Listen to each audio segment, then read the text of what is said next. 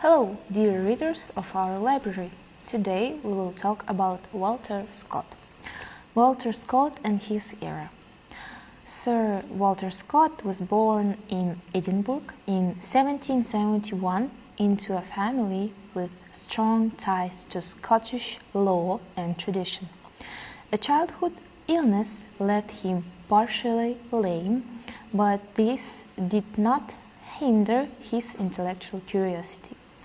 Surrounded by tales of the Scottish borders, Scott developed a fascination with folklore, ballads, and history. His early exposure to German Romanticism and Gothic literature further shaped his imagination.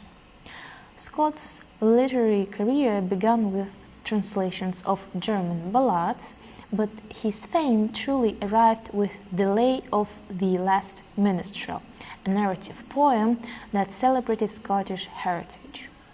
Later works like Marmion and The Lady of the Lake cemented his reputation as a national poet.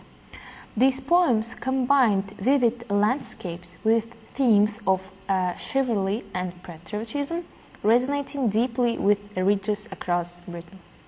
Scott's greatest innovation was the historical novel. Beginning with Waverley, this work introduced readers to the Jacobite uprising of 1745, blending fictional characters with real historical events.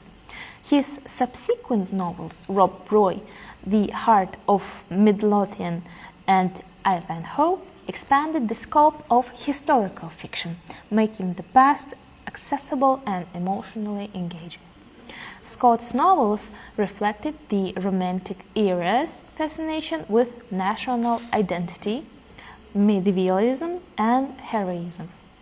They also mirrored the political climate of Britain, where debates about tradition and progress were central. His works helped shape a sense of Scottish identity within the broader United Kingdom. Beyond literature, Scott was deeply involved in public life. He served as a clerk of session and sheriff deputy of Selkirkshire and was active in cultural societies. His home, Abbotsford House, became a symbol of Romantic architecture and remains a monument to his legacy. Despite financial troubles in the 1820s, Scott continued breathing prolifically, determined to repay debts through his literary output. He died in 1832, leaving behind a body of work that influenced writers across Europe and America. Scott's era was marked by the Romantic movement, the aftermath of the French Revolution, and the rise of nationalism. His novels captured these currents, offering readers both entertainment and historical reflection. Сэр Вальтер Скотт родился в Эдинбурге в 1771 году в семье юриста. В детстве он перенес болезнь, оставившую его хромым, но это не помешало его увлечению книгами и историями. Скотт рос среди легенд и баллад шотландских пограничных земель, что сформировало его интерес к фольклору и национальной истории. В юности он познакомился с немецким романтизмом и готическим романом, что оказало сильное влияние на его творчество. Первые успехи Скотта связаны с переводами немецких баллад, но настоящую славу ему принесла поэма «Песнь последнего министреля». Позднее он написал «Мармион» и «Деву озера», которые утвердили его как национального поэта. Эти произведения сочетали красоту шотландских пейзажей с темами рыцарства и патриотизма. Главным вкладом Скотта в литературу стал исторический роман. Его книга «Уэверли» впервые показала, как художественный вымысел может переплетаться с реальными событиями. Вслед за ней появились «Роб Рой», «Сердце Мидлотиана» и «Айвенго».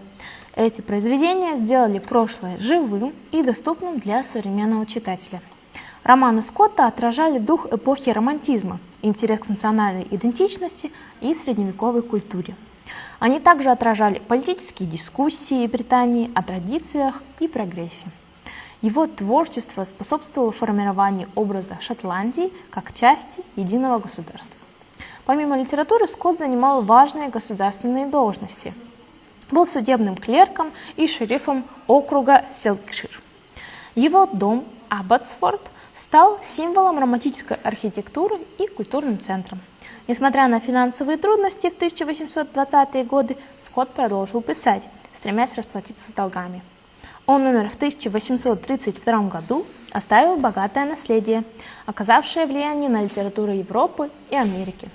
Эпоха Скотта была временем романтизма, последствий французской революции и роста национальных движений. Его романы стали отражением этих процессов, соединяя художественный вымысел с исторической правдой. Книги Вальтера Скотта вы можете прочитать, а также взять на дом в нашей библиотеке. Спасибо за внимание.